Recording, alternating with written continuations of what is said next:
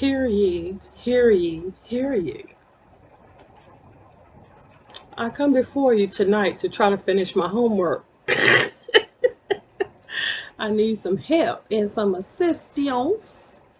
All right, all right, all right. I have had to cover this information on the Red Scare for a while, and I have not been able to do it.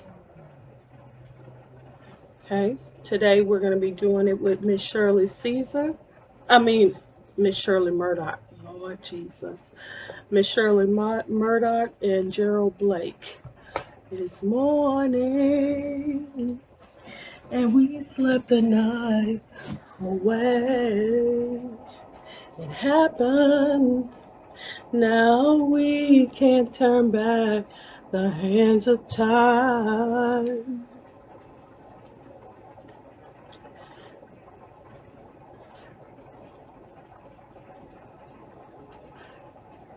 As we slept the night away, as we lay, we forgot about tomorrow as we lay.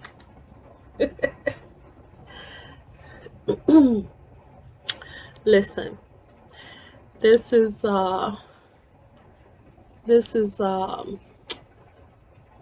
Joseph McCarthy and on the communist threat. Okay? And I did not try to review this speech or anything like that prior to, so I'm just going to do it with you guys, okay? Because I think that'll help me to get through this assignment. All right? So thank you so much in advance for riding with me, honey, to finish this homework, okay? So here we go. Joseph McCarthy on the communist threat.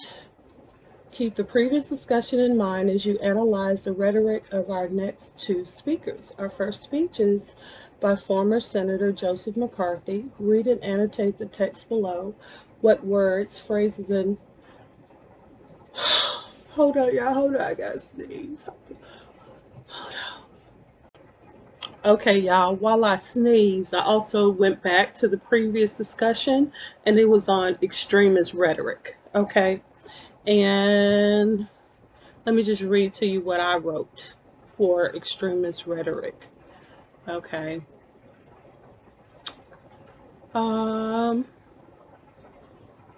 Fear of the boogeyman is uncivilized. That's what I put. Okay.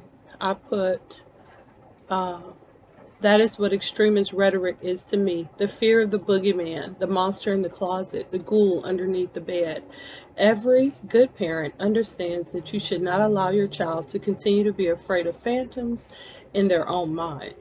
What is tragic is grown-ups who seek to restrict other grown-ups by stoking unrealistic fears. A real-world example is any cult you can think of. The basis is isolating followers and filling them with fear of anyone outside of the cult. What makes extremist rhetoric so effective is the dissolution of the individual and the promotion of groupthink, as well as the promise of some pot of gold at the end of the rainbow. I think this type of speech is a negative impact on society because we are individuals. We may be running the same race, in the same race, flying on the same plane, but our journeys and destinations are unique. What should be done about it is to identify it and respond correctly by defending individualism and acceptance of differences while respecting others' journeys.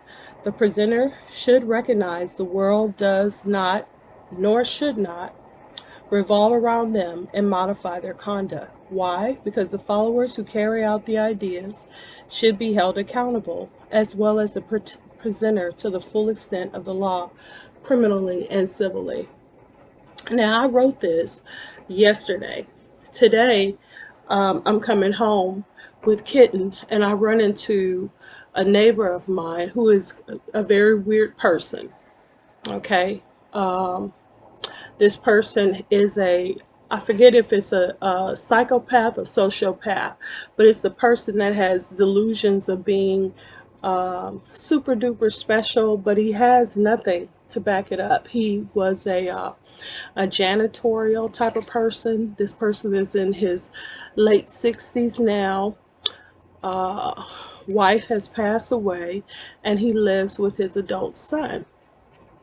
He is, I believe that he is a person who has lived off of women, and has expected women to make a life for him, kind of like how some men expect their mothers, so when they get with a wife or whatever, he expects to be pampered and mothered just like a child.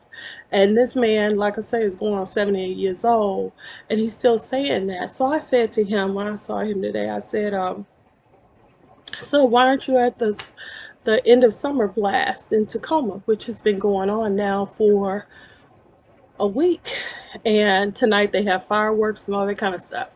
While I'm not there, I have homework that's due, which I'm gonna try to get through to it. Okay, bear with me, y'all. Thank you so much for being with me. I'm telling you, I have a lot that I think about, and I have to make a decision about what do I put into my YouTube, what do I say for my blog and my podcast, what do I post on TikTok or Facebook or Twitter, or or just don't post anything. Okay, so that's the conundrum that I always face. Okay, meanwhile I have these action items that I have to get through. Okay, so this is one. I was able to get through gun control. I did that yesterday, and then I went on into now what I'm dealing with is the extremist rhetoric. Okay, so I just shared with you that this numbskull that I met today when I was coming home, he's saying to me, yeah, I'm isolated, I should isolate. He's a psychopath. I'm telling you, this guy is one of those people that you see on the next 48 who kills his neighbors. He befriends his neighbors to find out if you have relatives or whatever, because and get information about you so he can get a life insurance policy on you so he can kill you, get the money, and nobody even knows that you knew this person. You know what I'm saying? And you have no family or anybody like that who knows that you ever even spoke to this person. Okay, that he gives me very much that. I could definitely do a blog post or write a short story on this kind of a creepy creep, but it's like, should I? Let me know. Let me think about it, pray about it, and then let me know if you think that I should. Okay? Or is that the kind of fool-la-la that, the public don't even need to know about it, okay? But it's between you and me, okay? So that's the preamble and a little bit of background, okay? And that's been what happened to me this afternoon. Okay, so Joseph McCarthy on the communist threat. So the assignment says, keep the previous discussion in mind as you analyze the rhetoric of the next two speakers, blah, blah, blah, blah, blah. Enter your comments by highlighting segments of text. Make at least 3 observations. Once you enter an annotation, it is saved automatically. If you hover over a highlighted segment, you will see the corresponding annotation. Okay, so I only have to do 3. And Joseph McCarthy already highlighted one annotation, which is his reference to Joseph Stalin is an allusion. Okay, so he says today, and so I'm looking for extremist rhetoric in this speech. Okay, today we're engaged in a final all-out battle between communistic atheism and Christianity. Okay, so this is a statement of his position. Okay, the modern champions of communism have selected this as the time. And ladies and gentlemen, the chips are down. They are truly down. Lest there be any doubt that the time has been chosen. Okay, so I'm going to go with uh, the first extremist rhetoric is he repeated, the chips are down, they are truly down. Okay, and if I'm not mistaken, that is alliteration. That's the device right there. Alliteration. Let me do the definition. The occurrence of the same letter or sound at the beginning of adjacent or closely connected words. Okay. Which I want to say anaphora. Anaphora is that repetition. Okay. Anaphora, I think that's the device. The repetition of a word or phrase at the beginning of successive clauses. So I'm going to go with anaphora for that one. So I've got allusion and I've got anaphora. So he is repeating down and down. Okay. Do anaphora.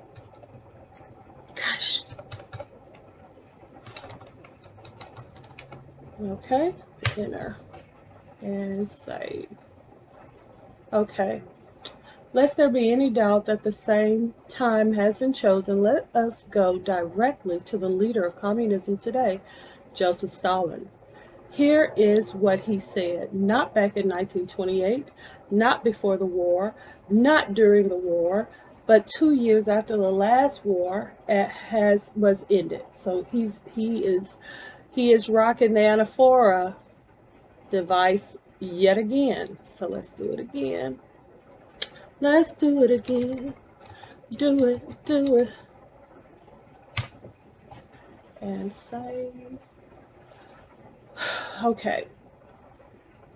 To think that the communist revolution can be carried out peacefully within the framework of a Christian democracy means one has either gone out of one's mind and lost all normal understanding, or has grossly and openly repudiated the communist revolution. Ladies and gentlemen, can there be anyone tonight who is so blind as to say that the war is not on? Can there be anyone who fails to realize that the communist world has said the time is now? That this is the time for the showdown between the democratic Christian world and the communistic atheistic world. Unless we face this fact, we shall pay the price that must be paid by those who wait too long. Ooh, this is dicey right there. 6 years ago, at the time of the first conference to map out the peace, Dumbarton Oaks, there was within the Soviet orbit 180 million people lined up on the anti-totalitarian side. There were in the world at that time roughly 1.625 billion people. Today, only 6 years later, there are 800 million people under the absolute domination of Soviet Russia, an increase of over 400%. On our side, the figure has shrunk to around 500 million.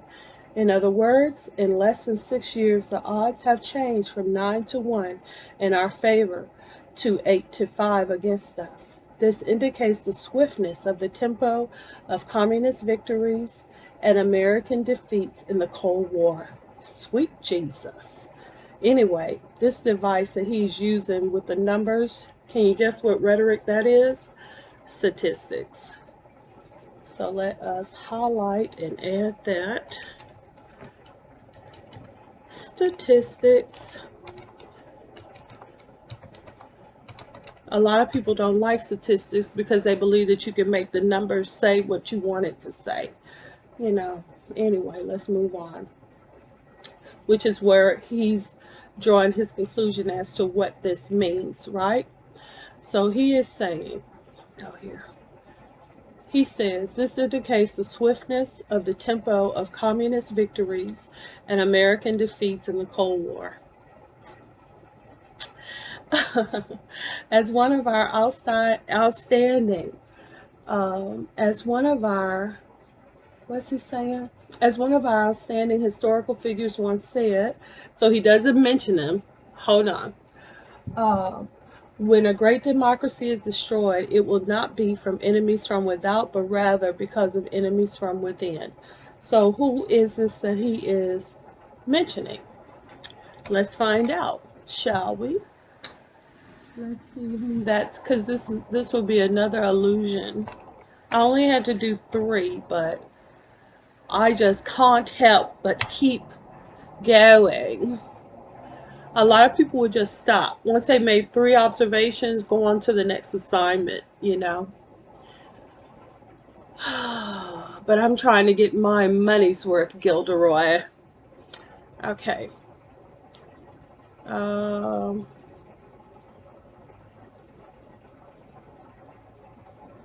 okay. They say it's probably Abraham Lincoln. Lincoln. While the Pacific quote is almost certainly manufactured, the core idea um, could easily have been taken from Lincoln's Lyceum speech. Okay? Looks like he just made it up, you guys. He just made it up.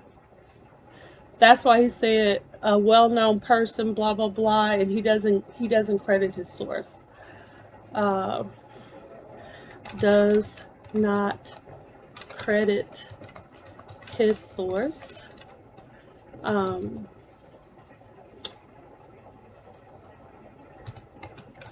I googled it, and some say that he just made this up.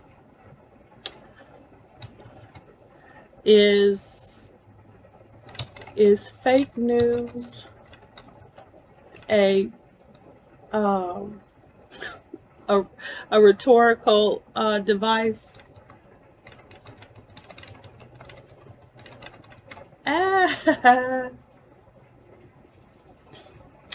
Save. I don't know what you call this. I'm gonna put fake news. I don't know what professor is gonna say about it, but I'm gonna put it. I don't know what my professor gonna say. Oh, he probably gonna say, "Oh, the Lord have mercy, Coletha May." Okay, so let me go down and say that. All right. The truth of this statement is becoming terrifyingly clear as we see this country each day losing on every front. At war's end, we were physically the strongest nation on earth, and at least potentially the most powerful intellectually and morally. Ours could have been the honor of being a beacon in the desert of destruction, a shining living proof that civilization was not ready to destroy itself. Unfortunately. Okay, so this right here, I just can't help it, y'all. Y'all gonna have to forgive me. Ours could have been the honor of being a beacon in the desert of destruction, a shining living proof that civilization was not yet ready to destroy itself. Okay, so I'm gonna go a beacon in the desert of destruction. This is clearly a metaphor. Okay, so that's that one. Say, unfortunately, we have failed miserably and tragically to rise to the opportunity. This is fatalistic, totally fatalistic. His rhetoric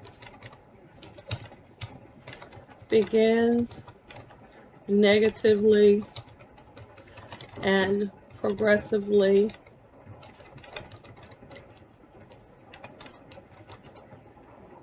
becomes more desperate, more and more tragic, or more gloomy as the speech continues. Okay. Say, I'm going to say this is extremist rhetoric. This is the extremist rhetoric. To make a note to the previous discussion, okay? Extremist. This is an example of it. Extremist rhetoric, comma. And I'm going to save that. The reason why we find ourselves in a position of impotency. Oh my God, he went straight for the groin. It's not because of our only powerful it's not okay. The reason why we find ourselves in a position of impotency is not because of our only powerful potential enemy has sent men to invade our shores, but rather because of the traitorous actions of those who have been treated so well by this nation. Sweet Jesus. Boy, it sounds like somebody just heard here lately. They could be talking about the Black Lives Matter. They could be talking about women's rights, voting rights. It's very apropos, okay? Listen, let's continue.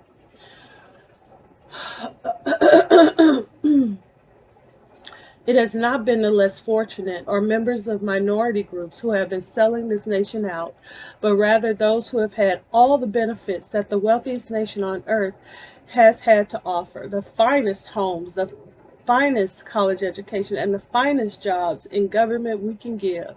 This is glaringly true in the State Department. Oh my God. The bright young men who were born from silver spoons in their mouths are the ones who have been worse. In my opinion, the State Department, which is one of the most important government departments, is thoroughly infested with communists. I have here in my hand a list of 205, a list of names that were made known to the Secretary of State as being members of the Communist Party and who nevertheless are still working and shaping policy in the State Department. One thing to remember in discussing the communists in our government is that we are not dealing with spies who get 30 pieces of silver to steal the blueprints of a new weapon. We are dealing with a far more sinister type of activity because it permits the enemy to guide and shape our policy. This brings us down to the case of Alger Hiss, who is important not as an individual anymore, but rather because he is so representative of a group in the State Department. It is unnecessary to go over the sordid events showing how he sold out the nation which had given him so much. Those are rather fresh in all of our minds.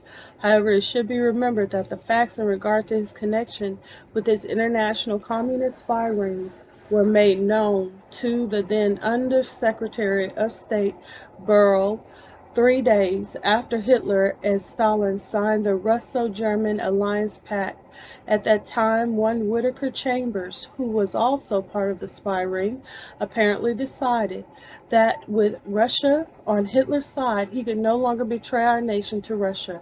He gave Undersecretary of State Burl, and this is all a matter of record, practically all, if not more, of the facts upon which his conviction HISS apostrophe conviction was based. As you hear this story of high treason, I know that you are saying to yourself, well, why doesn't the Congress do something about it? Actually, ladies and gentlemen, one of the important reasons for the graft, the corruption, the dishonesty, the disloyalty, the treason in high government positions, you know, that again, that is anaphora. Okay. Let me just mark that, you guys, real quick. And save. Okay. One of the most important reasons why this continues is a lack of moral uprising on the part of the 140 million American people. In the light of history, however, this is not hard to explain. It is the result of an emotional hangover and a temporary moral lapse which follows every war. It is the apathy to evil which people who have been subjected to the tremendous evils of war feel. As the people of the world see mass murder, the destruction of defenseless and innocent people, and all of the crime and lack of morals which go with war, they become numb and apathetic. It has always been thus after war. I don't know about that, but let's continue. However, the morals of our people have not been destroyed, they still exist. This cloak of numbness and apathy has only needed a spark to rekindle them. Happily, this spark has finally been supplied. As you know, very recently, the Secretary of State proclaimed his loyalty to a man guilty of what has always been considered the most abominable of all crimes, being a traitor to the people who gave him a position of great trust. God, it sounds like he could be talking about Snowden, right? Except this was before Snowden's time, right? Uh,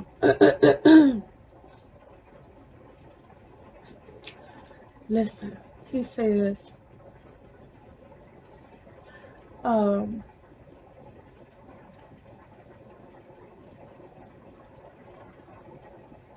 okay.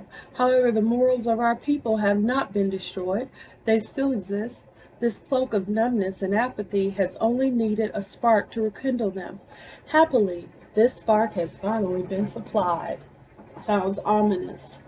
As you know, very recently, the Secretary of State proclaimed his loyalty to a man guilty of what has always been considered the most abominable of all crimes. Okay, you guys, I'm going to make sure, because I'm looking over here. Okay, I'm sorry. Oh, sweet Jesus. Okay, hold on. You see it's getting dark. Okay.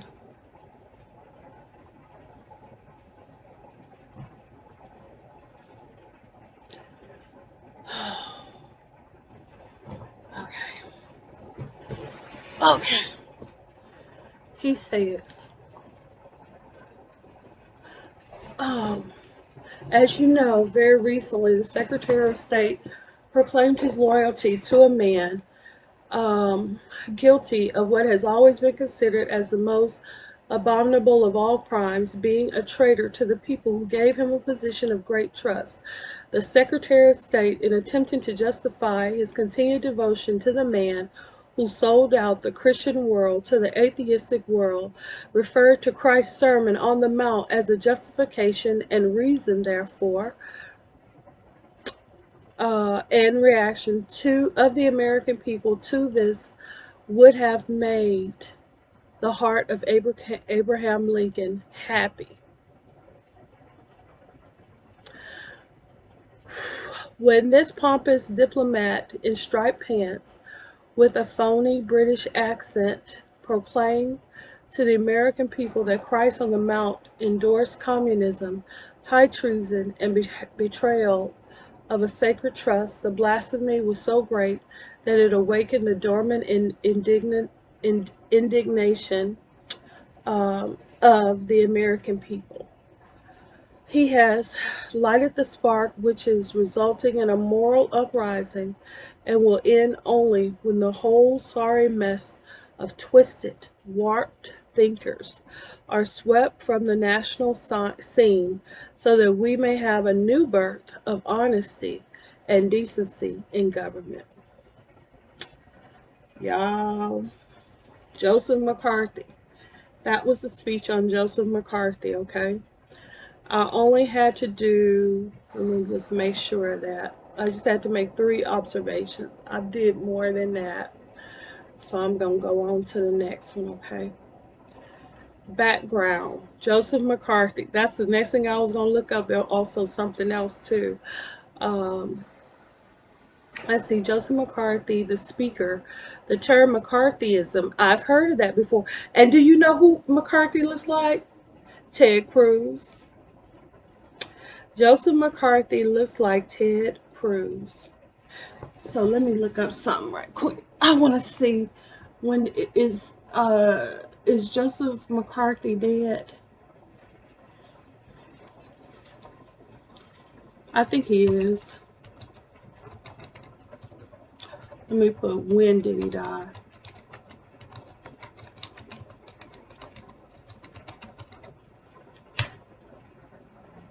May 2nd, 1957. Ooh, this man look just like Ted Cruz.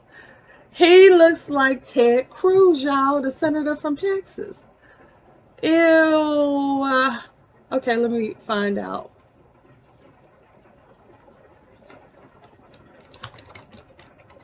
I'm just being messy now.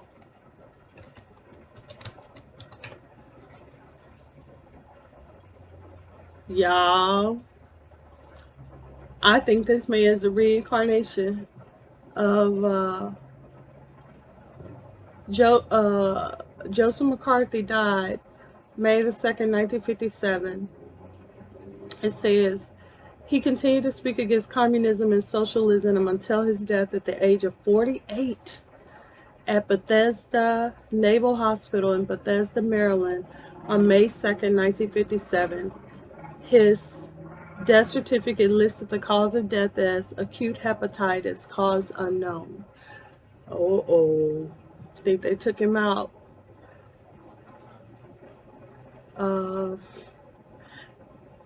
He was an American politician and attorney who served as a Republican U.S. Senator from the state of Wisconsin from 1947 until his death in 1957. Sweet Jesus. From Wisconsin, the cheese people. Ted Cruz is an American politician and attorney, serving as a junior United States Senator for Texas since 2013. That's 8 years. A member of the Republican Party, Cruz served as the Solicitor General of Texas from 2003 to 2008. Born December 22nd, 1970. He's 50 years old now. So he's 2 years older than McCarthy was. McCarthy passed at 48. He was born in Canada, though. Foothills Medical Center, Calgary, Canada. Huh. Oh. That's weird. But Joseph, let me look at Joseph McCarthy again. Hold on. Joseph McCarthy. Yes, I'm sorry, y'all.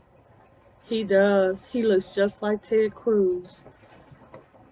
Ted Cruz just looks a little bit more goofy, but they got the same face. Creepy. It was when I saw this here in my class, the background of Joseph McCarthy in this picture. He looks just like Ted Cruz. The only weird thing is, okay, well, I can't tell.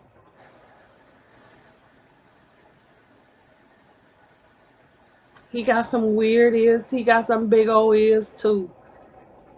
What if, I ain't gonna say it. I'm just being messy. Let's continue, y'all. Pardon me. Yeah, pardon me. Wow. Ted Cruz rode in to office based on the Tea Party. Y'all remember the Tea Party? They were the Tea Party people.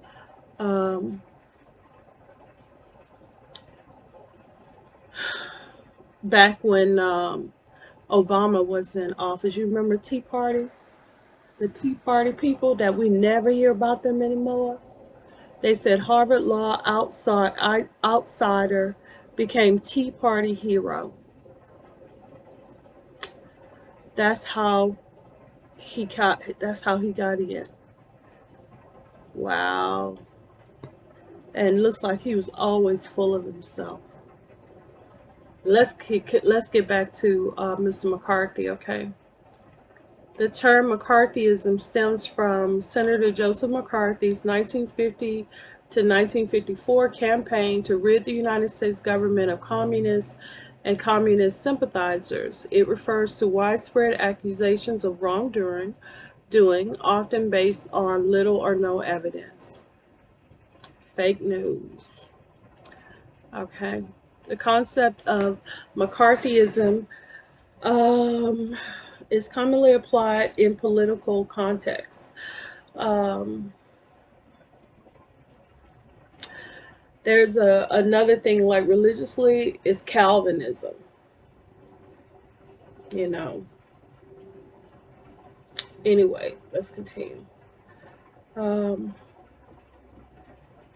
the concept of McCarthyism is commonly applied in political contexts, especially in regards to the questioning of an individual or group's assumed patriotism or allegiance. The term also implies unwarranted aggression on the part of the accuser.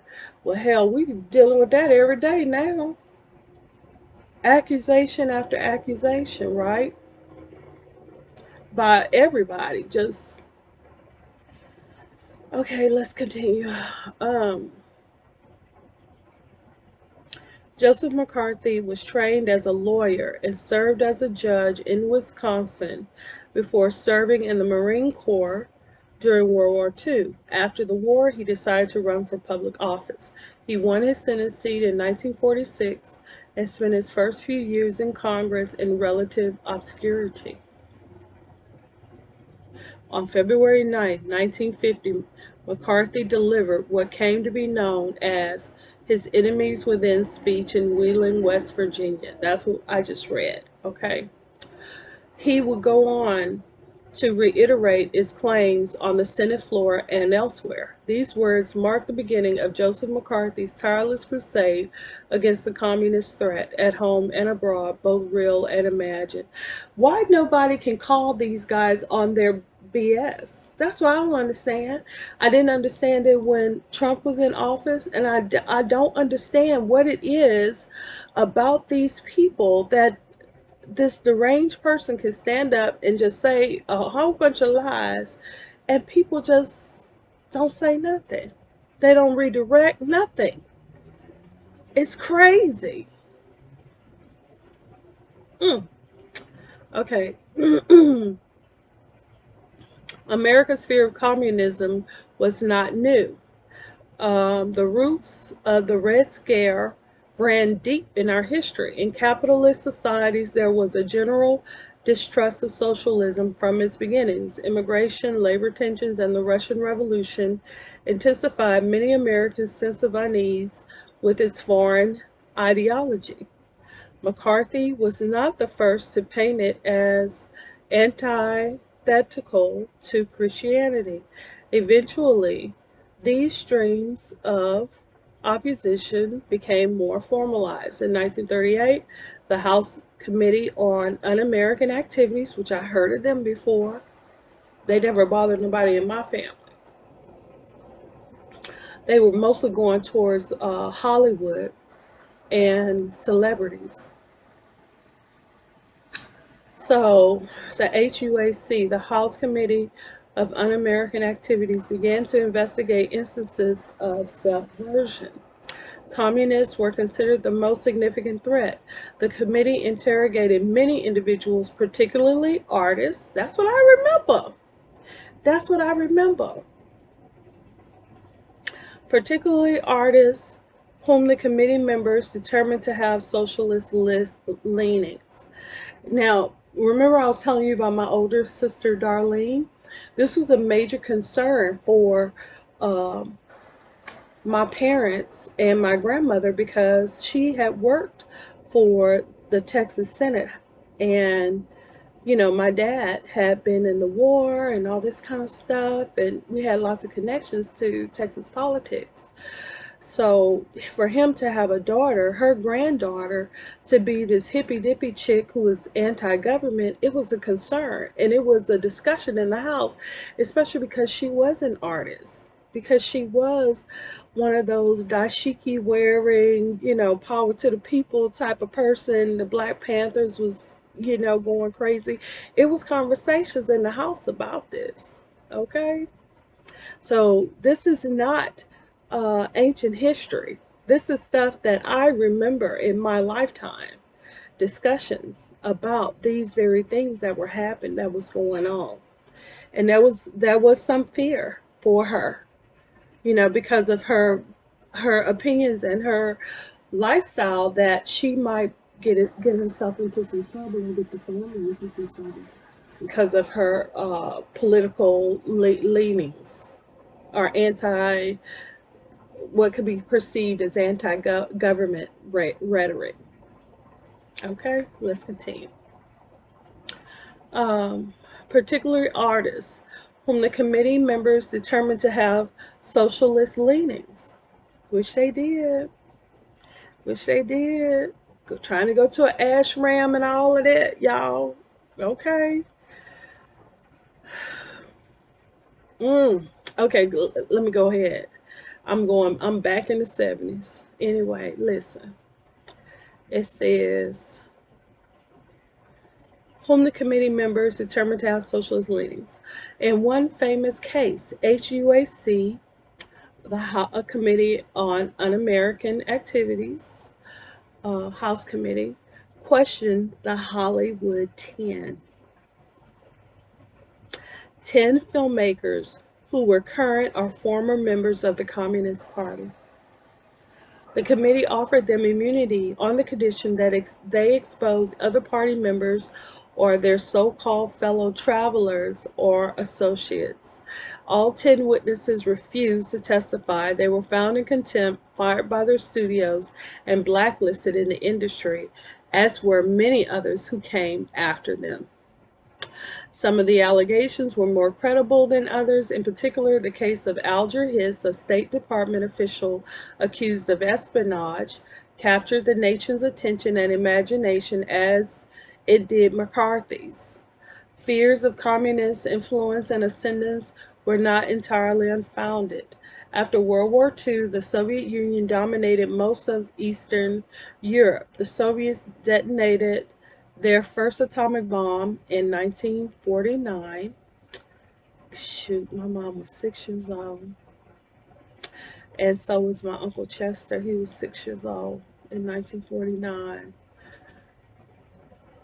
Wow, that's crazy. And my mama's still alive. The same year, Mao Zedong seized power in China. Mao, Chairman Mao. Communist powers were indeed extending their reach abroad. HUAC had unmasked traitors at home. McCarthy was convinced others remained and determined to work from the Senate side to expose them. A fearful public was willing to overlook his sometimes questionable tactics to guarantee their security. McCarthy's popularity grew as quickly as did his list of suspects.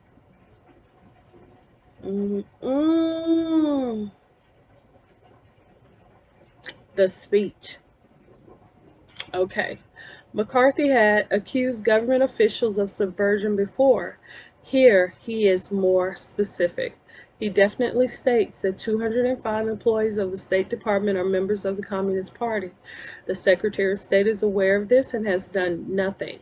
Interestingly, for someone so strong in his convictions, McCarthy was surprisingly inconsistent with his numbers. Okay?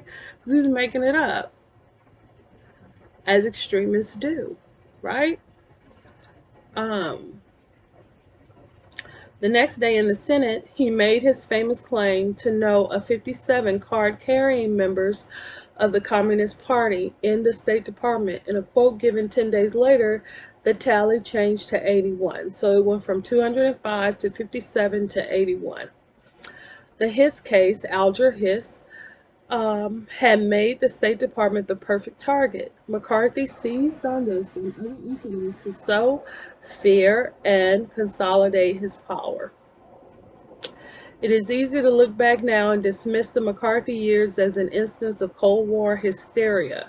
The Soviet Union at the time was in fact a genuine threat, but McCarthy conflated that threat with any deviation from his narrow definition of patriotism. Soon, no one could contradict him for fear of being labeled a traitor.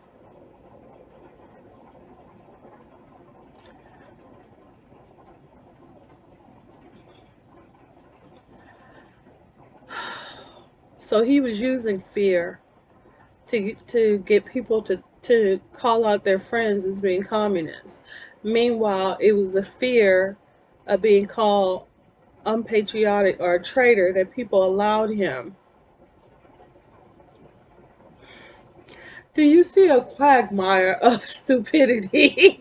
Do you see a ball of confusion wrapped up at the core? Fear, fear, fear, fear.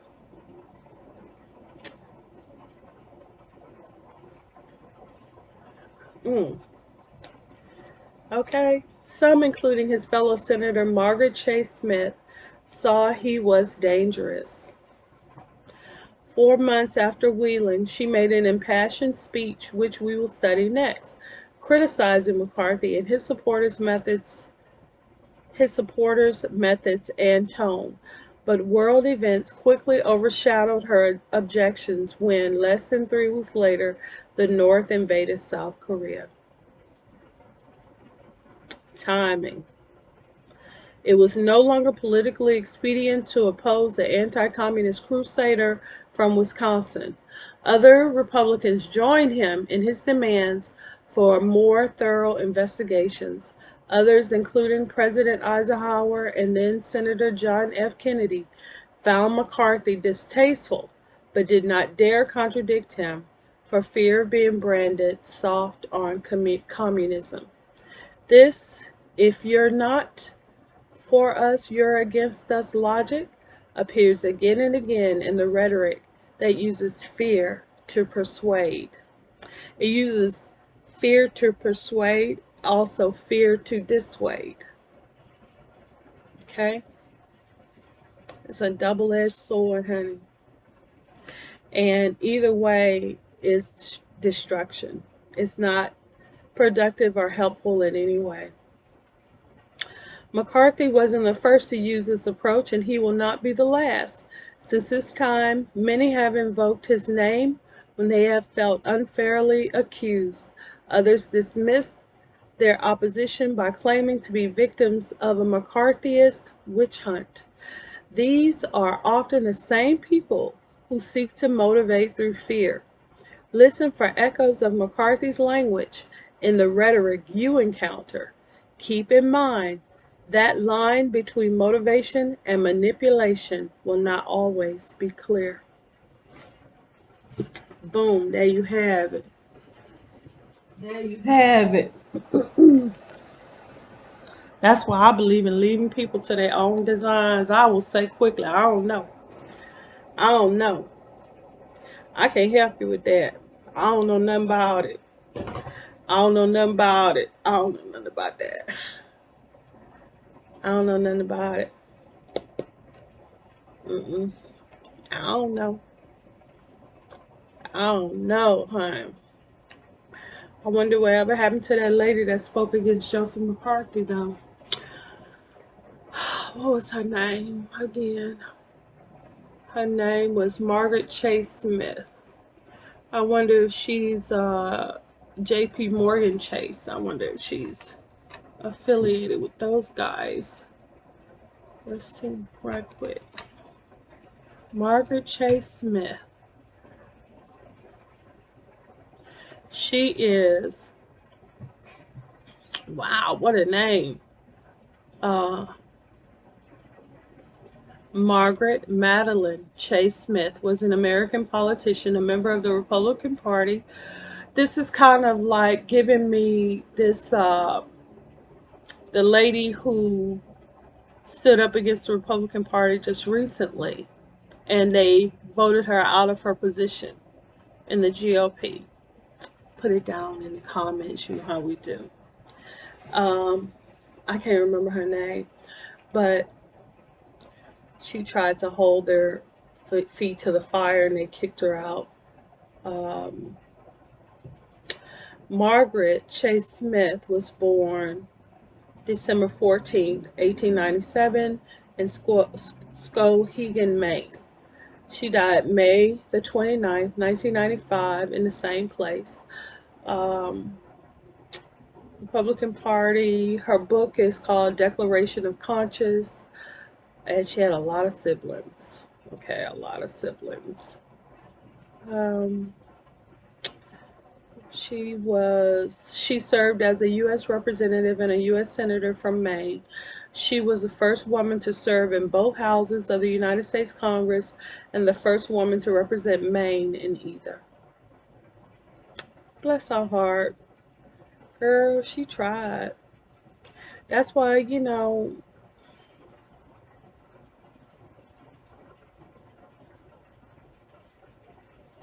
let me see.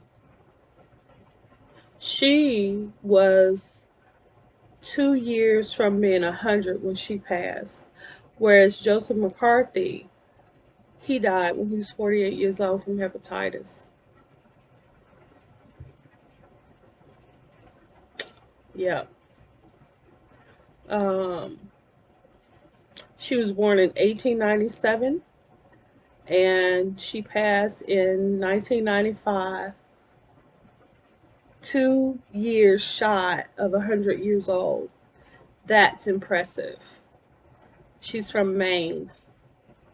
She was the representative from Maine, the gentlewoman from Maine. And she tried to tell this man, and I don't think they listened to her.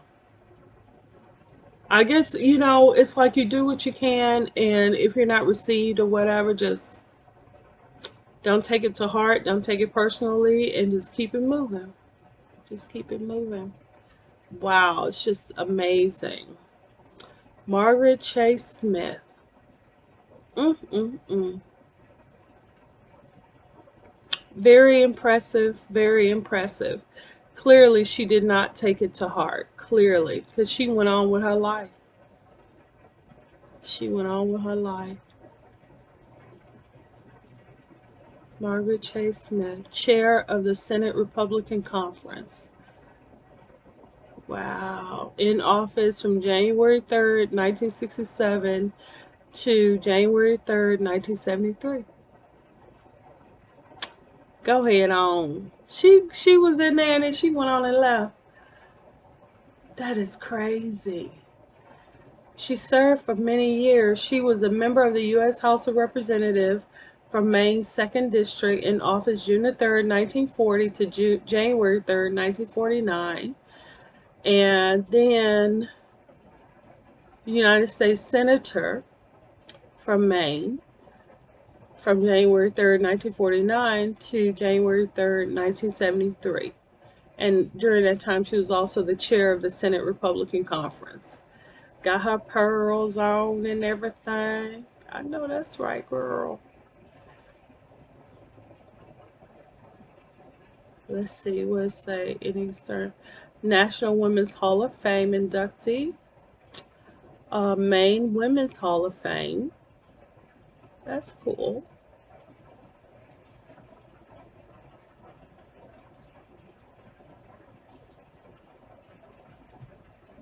Hmm. She has a library, the Margaret Chase Smith Library. And Declaration of Conscience, that was a book that she read. An interview at Smithsonian Folkways. No Place for a Woman, A Life of Senator Margaret Chase Smith. Oh, that makes me want to cry. The Highest Glass Ceiling, Women's Quest for the American Presidency, Cambridge, Massachusetts, Harvard University Press. You just would think that people would just be fair, but they just won't. Just can't get right, ain't gonna do right, ain't gonna pack fair, will not do what they are just supposed to do. They just won't do it. They just won't do it. Oh well. All right, you guys. I'm hitting next. Okay. And that's where I'm going to pause for tonight. Okay. So I hate to leave on a sad note, but it's just sad to me that the people who have been born to lead and to help us, and they just, nobody want to listen to them. And the charlatan and the bad person, and that's the one that the people support. It's like they don't want to be helped. They don't want they don't want all of the wonderful, glorious things that they're supposed to have. They don't want it. They like to suffer. They like to be tormented. You can't help them. So I guess that's why she left in 1973, and she went on and lived her life many, many years, to 1997 when she passed. Lord have mercy. Mm.